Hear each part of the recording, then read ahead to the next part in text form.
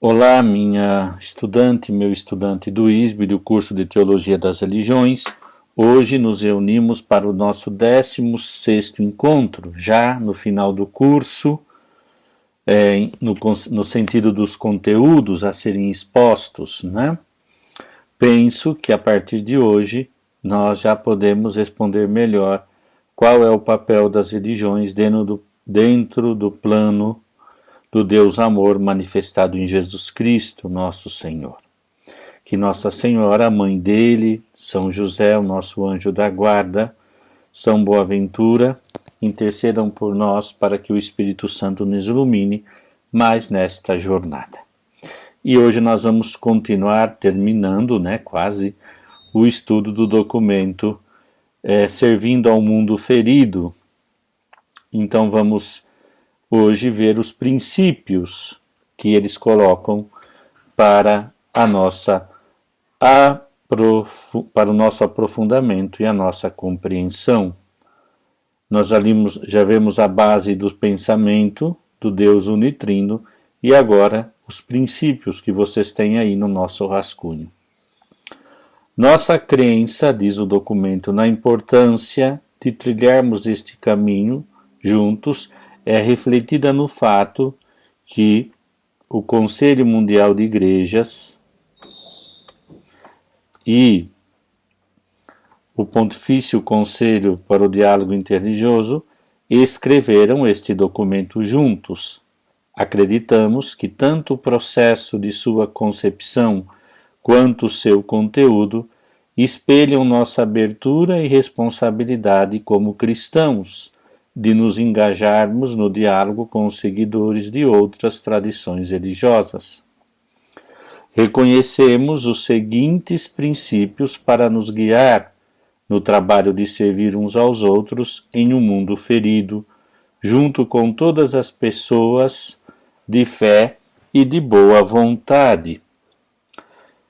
Eles se originam de nossa crença compartilhada em Deus o Pai, o Filho e o Espírito Santo, e no plano de Deus para toda a humanidade. Plano de Deus para toda a humanidade. Tá bom? Aqui então outra palavra-chave é o plano de Deus para toda a humanidade. Tá bom? E aqui ele vai a alguns princípios. Primeiros princípios, que são conjugados, humildade e vulnerabilidade. Como os cristãos, somos chamados a caminhar humildemente com nosso Senhor, estar dispostos a compartilhar os sofrimentos de Cristo e do mundo. Na abertura dessa ousadia e carinho, aprendemos a viver nosso testemunho como estando em tal humildade e estando juntos, faltou uma palavrinha aqui na hora da tradução, tá? Me perdoem que eu fiz essa tradução livre, porque infelizmente, como vocês sabem, não tinha mais no documento em português. Em tal humildade e vulnerabilidade, seguimos o modelo de Cristo e seu amor sacrificial, e nele alcançamos nosso pleno potencial. Aqui então, o nosso potencial é na nossa vulnerabilidade que Cristo nos guia. É o orgulho e a incapacidade de nos abrirmos aos outros o suficiente para crescermos que nos aprisiona em posições arraigadas que criam e perpetuam a divisão. Então aqui, humildade e vulnerabilidade contrastam com o orgulho e a incapacidade, tá bom? Só para meditar.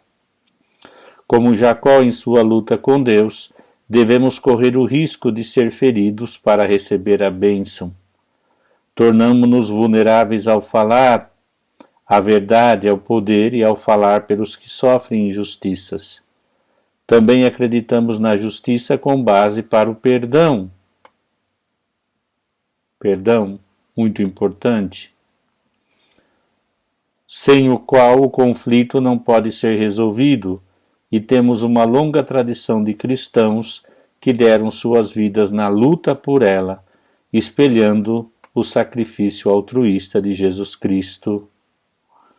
Aqui poderia espelhando-se, espelhando onde eles se espelharam. Mas deixa assim. Respeito. Olha que lindo. Então, só aqui, humildade e vulnerabilidade contra o orgulho e a incapacidade de abertura. Segundo ponto, respeito. Como cristãos, precisamos respeitar a situação única e complexa de cada indivíduo e de seu direito de contar com a sua própria história. Somos chamados a ver e tratar as pessoas como sujeitos de suas próprias histórias. Aqui é muito importante, viu? Não esquecer isso. E não objetos de nossas histórias, e a resistir à redução dos seus direitos e liberdades a fatores como estado de saúde física ou mental, sua nacionalidade, sua renda, seu sexo e a cor da pele. Ele tem direito de ter a sua própria história ou a sua cultura. Nisso, testemunhamos um Deus cuja alta revelação, num determinado lugar e tempo, no rosto humano de Jesus Cristo, afirma toda a humanidade e que todos os humanos foram criados à imagem de Deus. Isso nos obriga a trabalhar para preencher lacunas e curar as desigualdades, onde quer que ocorram, incluindo entre ricos e pobres, e homens e mulheres, em conversação e colaboração. Conversação e colaboração, amadas e amados, com aqueles cujas vidas e histórias são frequentemente suprimidas por essas desigualdades. Então aqui, não só tendo respeito, porque somos vulneráveis e também humildes, porque o Senhor nos deixa fazer a experiência de humildade e somos solidários e fraternos, mas também porque respeitamos a história de cada um e não queremos que eles vivam a nossa história. E isso também condiz com a religião de cada um, a sua história pessoal. Terceiro ponto do princípio aqui: comunidade, compaixão e bem comum. Queria ler para vocês. Esses valores formam a base de nosso compromisso com o mundo. Somos chamados a abraçar a realidade complexa e dolorosa da vida humana, assim como Deus fez ao tornar-se humano em Jesus Cristo. É apenas no relacionamento que experimentamos plenamente nossa humanidade e, amando o outro, compartilhando seu sofrimento, nos tornamos totalmente humanos de maneira como Deus nos significou e mostrou que nos tornamos o exemplo de Jesus Cristo. O ímpeto da nossa solidariedade está na construção de comunidades justas e inclusivas, cultivando a compaixão e promovendo o bem comum, prestando maior atenção às feridas do mundo que Jesus abraçou em seu sofrimento com os marginalizados do mundo, fora dos portões da cidade. Jesus Cristo morreu como um malfeitor longe de Jerusalém, fora, não é? Aqui é a análise que ele usa o documento. Quarto princípio para essa comunhão de serviço ao mundo ferido: diálogo e aprendizagem mútua. Somos chamados a aprender um com os outros neste momento de crise. Devemos também estar abertos para o que Deus pode nos ensinar por meio daqueles de quem menos esperamos aprender alguma coisa. Servindo ao mundo ferido em solidariedade interreligiosa, os pobres e os feridos têm lições importantes para nos ensinar, que é muito importante, e presentes para nos dar. Essa imagem é muito linda também. Do que eles podem nos presentear? Todos nós precisamos reconhecer a pobreza e as feridas dentro de nós. Precisamos estar prontos para ter nossas vidas mudadas na medida em que buscamos mudar a vida de outras pessoas. Por exemplo, Quando os migrantes e refugiados são bem-vindos, eles e suas comunidades de acolhimento podem ser transformados. Nós, sofredores e vulneráveis, nos sofredores e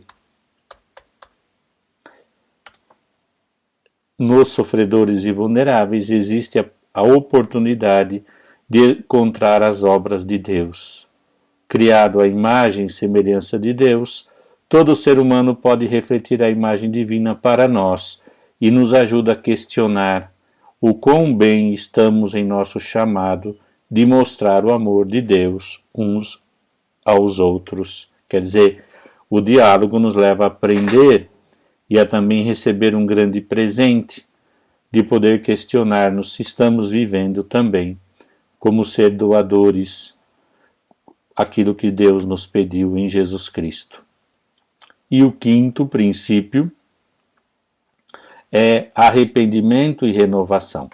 Mas antes, eu vou voltar aqui no respeito que vocês já falaram, só para dizer, né? Tratar as pessoas como sujeitos de suas próprias realidades, vale também aprender delas como sujeitos que são diferentes de nós na cultura e na religião. Quinto princípio, arrependimento e renovação. Para fazer parte do processo de cura e plenitude dos cristãos, os cristãos somos chamados a admitir nossa cumplicidade e culpa em muitos sistemas de opressão, o que exacerba o sofrimento de muitos. Com a garantia de que nosso Deus perdoa, precisamos perguntar como nós, que somos feridos pelo pecado, ferimos as outras pessoas e, mais amplamente, toda a criação de Deus. Precisamos ouvir o clamor de nossa Mãe Terra e de nossos irmãos e irmãs que sofrem a questão ecológica.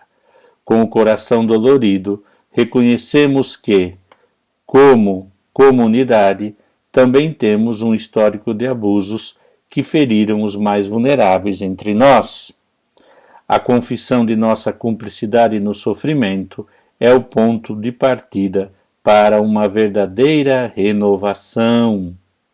Claro, sempre nós também temos que pedir perdão do nosso egoísmo e que nos permitirá viver vidas mais justas.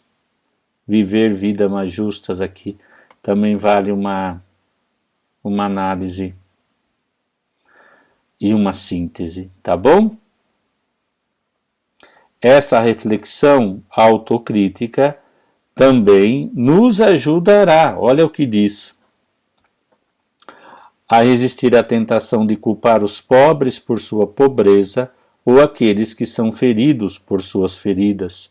Também nos ajuda a rejeitar a ideia que Deus escolhe algumas pessoas para prosperar e outras para sofrer, que é a famosa teologia da prosperidade, não é mesmo? Com base em seu valor ou ações, e para superar os sintomas de injustiça que perpetuamos tacitamente por meio do silêncio e da neutralidade. Rejeitar, isso aqui é muito importante, tá? Gostaria que vocês meditassem um pouquinho sobre isso. Ponto 6. Gratidão e generosidade. Os cristãos são chamados a ser gratos e generosos. Devemos lembrar que, por nenhum mérito próprio, somos ricos em dons dados por Deus. A fonte de cada graça capacitadora de Deus, que em Jesus Cristo se tornou pobre por nossa culpa, né? Toda a fonte vem de Deus. Deus é a fonte da graça capacitadora. Mais um ponto para meditar. Nossa alegria e gratidão pela autorrevelação de Deus a nós em Jesus Cristo nos oferece a segurança e a confiança de que precisamos para colocar todo o nosso ser em risco a serviço de um mundo ferido, inspirado por exemplos inesperados de generosidade. Inspirados por exemplos de generosidades que encontramos no próximo. tá bom? Que vou grifar para estudar depois. Precisa estudar. Amor, sétimo princípio, o amor. O amor. Somos chamados a viver o amor de Cristo, mostrando ao mundo a sua face. Nós amamos porque Ele nos amou primeiro. Jesus nos amou primeiro. Se Ele nos amou primeiro, devemos amar.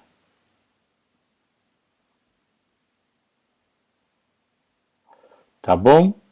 Porque Ele nos amou primeiro. 1 de João 4,9. O amor vivido mostra a verdadeira face do cristianismo. Mesmo quando às vezes o rosto que nós como cristãos apresentamos ou aqueles que os outros construímos pode ser difícil de amar. Nossa fé se torna viva em ações que vivem o amor de Cristo. Portanto, trabalhar juntos por um mundo melhor constrói o reino de Deus de justiça, paz e alegria de muitas maneiras. Mantém nossa fé e nossa missão vivas e ativas, transforma nossa vida como cristãos em um sinal de amor da presença de Cristo e constrói amor e compreensão entre nós, que é mais importante também. E aqueles com quem nos unimos para expressar nosso amor em ação. Quando trabalhamos para aliviar o sofrimento, trabalhamos para o reino que nos foi prometido em Cristo, e que mais aqui eles usam uma linguagem de construir, o reino já é construído, é o próprio Cristo. Nós construímos a nova civilização do amor, não é? Aqui em contraste com a cultura do descartável e etc. E depois, porque eu não quero mais me alongar, porque aqui diz tudo do amor, né? E depois, mais que princípio, ele dá algumas recomendações que talvez seria importante nós lermos, né? A primeira, apelamos a todos os cristãos para servirem ao nosso próximo e para servir ao lado deles, levando em consideração as recomendações abaixo. Encontrar formas de testemunhar o sofrimento, chamando atenção para ele, desafiando as forças que visam silenciar ou excluir a voz dos feridos e vulneráveis entre nós, responsabilizando as pessoas e as estruturas por trás desse sofrimento.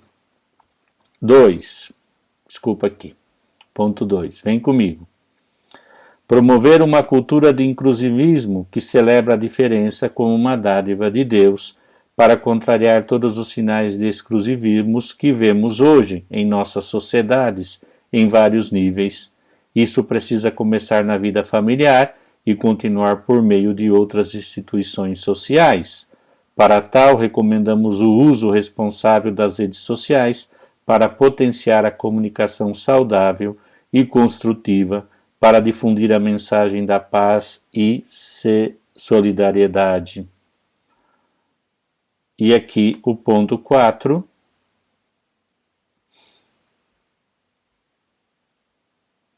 Depois 3, né? Aqui vem alguns pontos importantes. Foi então promover uma cultura de inclusivismo, e o 3 me parece muito importante.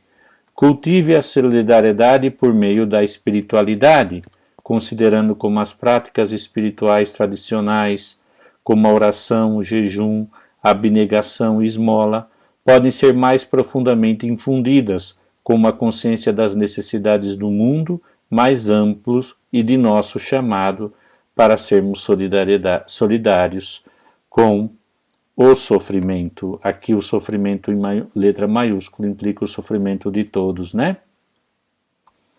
4.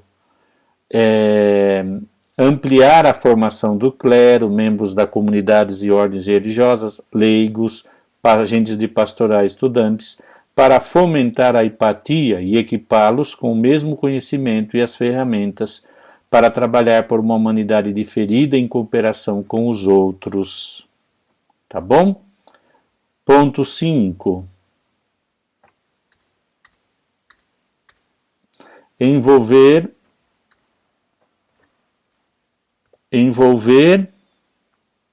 espera aqui, deu um problema aqui, tá? Na tradução, espera aí, opa, certinho, 5. Envolver e apoiar os jovens, cujo idealismo e energia pode ser antídoto para a tentação do cinismo, no esforço de curar o mundo ferido do qual fazemos parte. Claro, os nossos jovens precisam conviver com pessoas que desejam um mundo mais solidário. Criar espaços para o diálogo, número 6, como este documento pretende fazer, que sejam abrangentes e inclusivos, aprender com os membros de outras religiões sobre as suas motivações, princípios e recomendações para trabalhar em solidariedade interreligiosa, para que possamos nos aproximar tanto em compreensão quanto em cooperação. Dar espaço para que os marginalizados sejam ouvidos e respeitados, oferecendo espaços de pertença. Criar plataformas para grupos diferentes estarem na companhia um dos outros, para que eles possam crescer no amor e na compreensão. Esse é o ponto 6. E o ponto 7, último, das recomendações, está aqui: estruturar projetos de solidariedade interreligiosa por meio de um exame dos projetos em andamentos e dos pontos fortes existentes para estabelecer onde eles ganhariam com o trabalho e cooperação com outras comunidades, organizações ou agências. Reestruturar projetos de forma a afirmar a diversidade em que somos criados. Nosso trabalho só pode refletir a plenitude da humanidade se resistimos à tentação de ficar entre nós. Servir juntos a um mundo ferido nos torna vizinhos.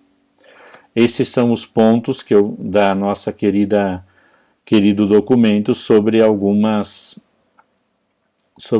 considerações, né?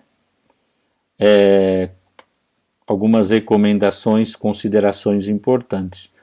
Mas aqui também mais a nível dos conselhos e o Conselho Mundial de Igreja e o Pontifício Conselho do Diálogo Interreligioso. E a conclusão do documento, vamos ler juntos também, que me parece importante. Conclusão: solidariedade ecumênica interreligiosa capacita nosso compromisso religioso de se tornar um fator que une, ao invés de dividir as pessoas. Quando trabalhamos lado a lado como crentes de outras religiões e pessoas de boa vontade, modelamos a paz, a justiça e a interconexão que estão no cerne de nossas convicções de fé, ao mesmo tempo que recriamos e reforçamos esses valores. Para os cristãos, a solidariedade interreligiosa é uma forma tanto de viver o mandamento de Jesus Cristo, de amar o outro, como também de trabalhar com o outro na busca da paz, que é a vontade de Deus para o mundo. Crescer no amor por aqueles a quem ajudamos, por aqueles que nos ajudam,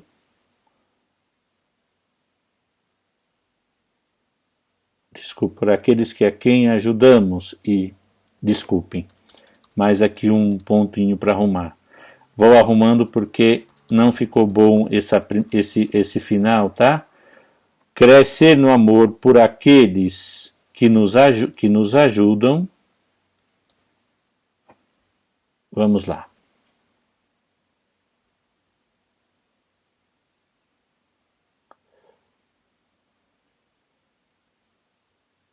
E por aqueles que nos ajudam. Quem ajudamos e por aqueles que nos ajudam. Muito bem, desculpem, viu? E cria muitas maneiras de vivermos plenamente naquilo que Deus nos criou, para sermos portadeiros da imagem divina e participantes desta imagem com os outros. E ao final tem uma frase linda. Ao nos abrirmos para servir a um mundo ferido pelo Covid, por meio da solidariedade ecumênica e interreligiosa, podemos experimentar a força do exemplo daquele que seguimos, Jesus Cristo. Ele não veio para ser servido, mas para servir. Imitando o amor e a generosidade do bom samaritano, procuremos apoiar os fracos e vulneráveis, consolar os aflitos, aliviar a dor e o sofrimento e garantir a dignidade de outro. Que nós, abrindo o coração ao diálogo e abrindo as mãos na solidariedade, possamos construir juntos um mundo marcado pela cura e pela esperança. Cura aqui, que pode ser traduzida como cuidado. Então, eu vou dizer o que mais me tocou nesta última parte, aquilo de ser vulnerável, como Cristo, que se faz homem para servir-nos, para morrer por nós na cruz, para entregar a sua vida por nós. Claro que vocês viram que o documento tem uma linguagem própria, não é escrita só por católicos, mas a mensagem evangélica está aí pertinente, e eu acho muito lindo todo o esforço, toda a tentativa, e eu espero que vocês aproveitem. Eu espero ainda gravar uma aula só para fazer o resumo do resumo, depois de ter lido também a maioria das vossas questões enviadas, tá bom? Mas aqui fica o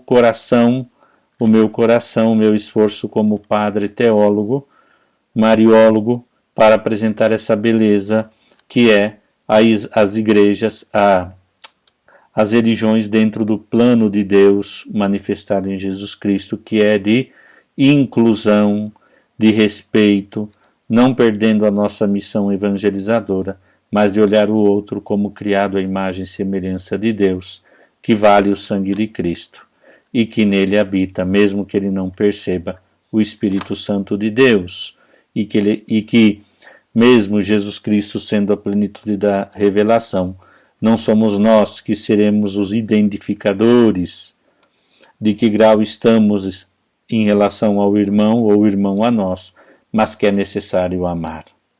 Também nós somos vulneráveis, somos frágeis e carregamos esse tesouro em vasos de barro, mas sempre tendo claro que a evangelização segue, que o diálogo e o anúncio vão juntos e que o anúncio é sagrado, mas também o diálogo e o respeito são, porque o outro é imagem e semelhança de Deus. Nos veremos ainda, peço que vocês aproveitem e dou a sugestão de fazer uma revisão de tudo aquilo que temos estudado. Agradeço imensamente e até a próxima gravação, e se precisarem de mim, estou sempre à disposição. Paz e bem. E olha, obrigado, foi uma alegria e é uma alegria lecionar para vocês, mesmo nesses tempos difíceis e a modo remoto. Paz e bem.